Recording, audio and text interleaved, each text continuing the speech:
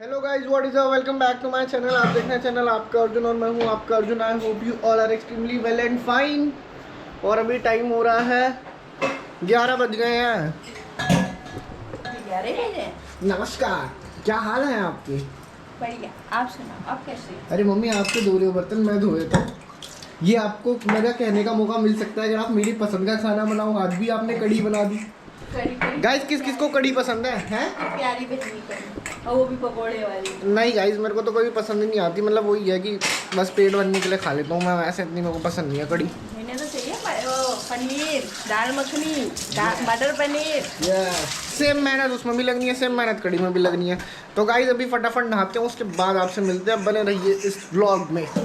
तो गाइज आज मैं आपको अपनी स्कूटी का ऑनरशिप रिव्यू देना चाहूँगा कि 3 साल हो गए मेरी स्कूटी को और मोर देन 25,000 किलोमीटर्स मैंने वो स्कूटी चला रखी है। लेकिन यार स्कूटी का ऑनरशिप रिव्यू दें और वो भी बिना स्कूटी के, ऐसा हो सकता है क्या? और शायद आपको भी पता है और मुझे भी पता है ये बात कि मेरे चैनल पे व्यूज़ सिर्फ स्कूटी से ही आते हैं। तो फटाफट आपको मैं मिलता हूँ मोटो ब्लॉग सेटअप पे।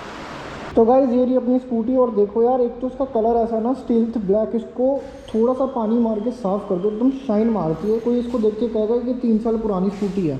कोई नहीं, फटाफट पार्किंग से इसको बाहर लेके चलते हैं। अब बात करते हैं कि मैं इसके ऊपर अपना ऑनरशिप रिव्यू देने वाला हूँ। देखो ऑलमोस्ट 3 साल हो गए हैं मेरे को स्कूटर बाय करे हुए और मैं अपने सारे नेगेटिव और पॉजिटिव बताता हूँ। तो गाइज सबसे पहले इसकी हेडलाइट की बात करते हैं। देखो वैसे तो ये वो है, क्या कहते हैं, सुपर स्क्वाड एडिशन जो नॉर्मल होगी ना, उसमें आपको जो ये एक ये देख रहे हो ना, ये एलईडी लैम्प सा नहीं मिलेगा आपको, नॉर्मल हैलोजन मिलेगी। लेकिन जो आप अगर सुपर स्क्वाड एडिशन लेते हो या रेस एडिशन लेते हो उसमें ऐसी हेडलाइट मिलेगी। और देखो कंपेयर करते हैं इसकी हेडलाइट और इसके क्या कहते हैं राइवलरी स्कूटर से, जो है एक्टिवा, जुपिटर। उनमें देखो क्या होता है, बेसिकली उनमें हेडलाइट ना इधर ऊपर दे रखी होती है और आफ्टर सम टाइम जब जैसे कि स्कूटी कुछ ज़्यादा पुरानी हो गई, 3 साल हो गए, 4 साल हो गए, तो जब वो ना बहुत ज़्यादा उनका जब हैंडल वाइब्रेट करता है तो उसकी वजह से ये लाइट्स भी वाइब्रेट करती है और जो आपका थ्रो है ना वो बहुत ऊपर नीचे होता है, तो उसमें मज़ा नहीं आता।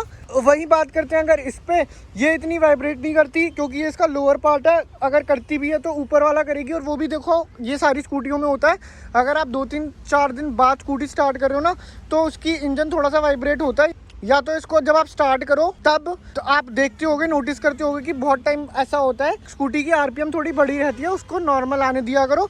वरना अगर आप सीधा चलाने लग जाओगे तो स्कूटी बहुत ज़्यादा वाइब्रेट करेगी। वो मेरे साथ भी होता है।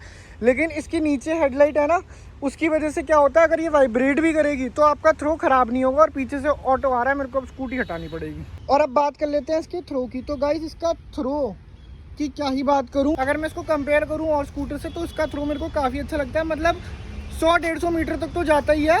और जो इसकी हाई बीम है ना वो भी बहुत प्यारी है। अगर किसी और स्कूटर से मैं इसको कंपेयर करूं, आप अगर इसका लो बीम पे भी इसको चलाओगे ना, आपको तब भी इसकी रोशनी, इसका जो थ्रो है वो बहुत अच्छा मिलेगा। मैं इसको हाई बीम पे तो बहुत ही कम चलाता हूं।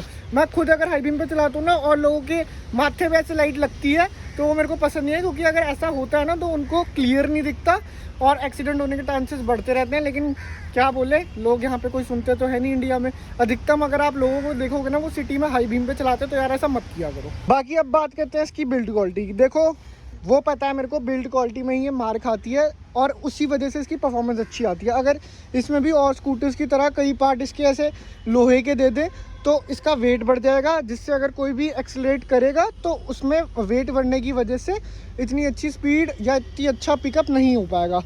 बाकी देखो बिल्ड क्वालिटी में मेरे को बस इसकी एक यही शिकायत है और तो कुछ नहीं है। जो इसका नीचे का ये वाला पार्ट ना, देखो ये ऐसे हिलता है पूरा, ये देखो, बस ये चीज़ है। और वो तो खैर कभी मेरे को ऐसा प्रॉब्लम इसने दिया नहीं, बट ऐसा पता चलता है कि हाँ भाई फाइबर बॉडी है। और इन केस कल को अगर कहीं पे भी इसका थोड़ा सा मेजर एक्सीडेंट हो जाता है तो थोड़ा सा है कि चीज़ें इसकी टूट फुटा जाएंगी। बट एक बार ये मेरे से गिरी हुई है, ये देखो, बट फर्श पे ही गिरी थी। बट देखो इतना तो नहीं हुआ कुछ। बाकी इसका स्टिकर है, ये हम नया लगा दे तो इधर किसी को पता भी नहीं चलेगा कि यहाँ से कुछ गिरी थी स्कूटी कभी भी। ठीक है, देखो अब थोड़े से पॉजिटिव पॉइंट हो गए और थोड़े से अब नेगेटिव की भी बात करते हैं।